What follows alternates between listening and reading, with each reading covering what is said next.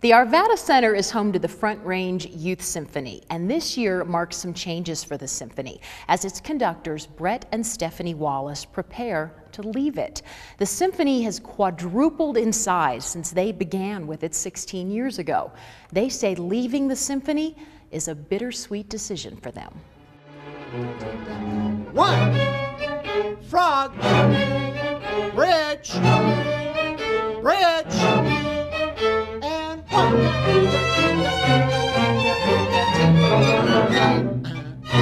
Good, beautiful, beautiful, beautiful. Conductor Brett Wallace's energy and passion moves these kids. He conducts the older ones, the so-called Youth Symphony, while his partner here and in life, Stephanie Wallace, conducts the younger groups called the concert strings and symphonic strings. We're getting a nice sound. What I would like to work on a little bit are the accents. Two jazz ensembles round out the 5 that make up the entire Front Range Youth Symphony.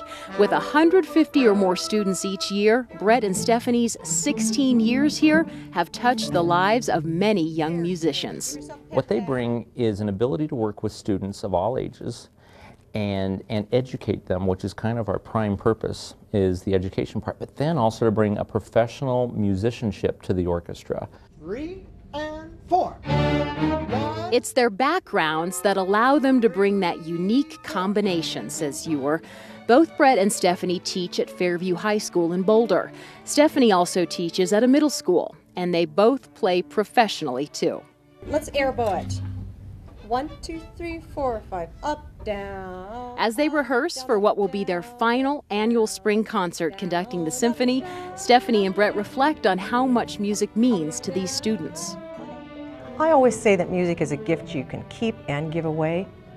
And to that end, I think it's very special. They can take that gift with them the rest of their lives and enjoy that skill, and they get to be a part of something bigger than themselves. Just the enjoyment of making music for no other reason. And doing it together as part of a team is critical, says Brett, who believes too many activities for kids these days keep them in isolation, such as homework, reading, watching TV on the computer, or listening to an iPod. All of these are isolated kinds of activities. Music is one of those things that I think gets them out of that isolation, and rather than being sort of a sponge, it gives them a chance to express themselves. And it's social, and it's teamwork, and it's something where buying a faster computer isn't going to give you a shortcut.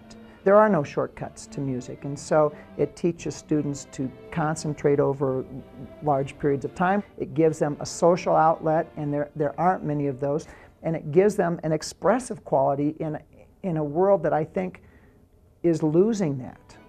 Trying to replace Brett and Stephanie will be tough, says Ewer. During rehearsals for the spring concert, students had a chance to work with auditioning conductors. The students are rather excited about this because they've had to live through auditions and be nervous and stuff, and so now they get to see somebody else be nervous. And that's just all part of the process because everybody needs to be involved in what's going on and how we continue. We've had 16 amazing years, and so it's my job to see to it that we have 3 zillion more. All agree that having the Arvada Center as home to the symphony makes a difference. The thing that makes the concert special is that they get to do it on the main stage here at the Arvada Center, and so we have this wonderful facility that we get to rehearse at and be able to perform at. Each group is working hard on special pieces for the spring concert. Oh, we have some fun things. We have a programmatic piece that's called Fables, and it's based on Aesop's fables. The first one is a story about the tortoise and the hare, and the cellos and the basses are the tortoise, the violins are the hare. Accent! Accent! Punch it out!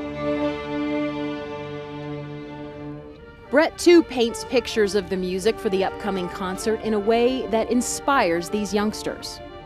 There's a sort of an evening scene where the moon is glinting off the water and the spirits are dancing. It's really a delightful piece. Don't be afraid, cellos. Just enjoy the sound. The Wallaces say their memorable 16 years here will be tough to leave behind. Bittersweet. Bittersweet. When we told the kids I think it was hard for them to understand why you would leave something that you love, and we really do love it. And I guess that the only thing I can say is it's time. We were always told that from people who had done similar things that you'll know when it's time. It's been a way of life, and we've loved it. It's hard to come to that decision where you need more time for you. I think if you talk to some of those kids, they'd say it's a way of life for them too. Good job.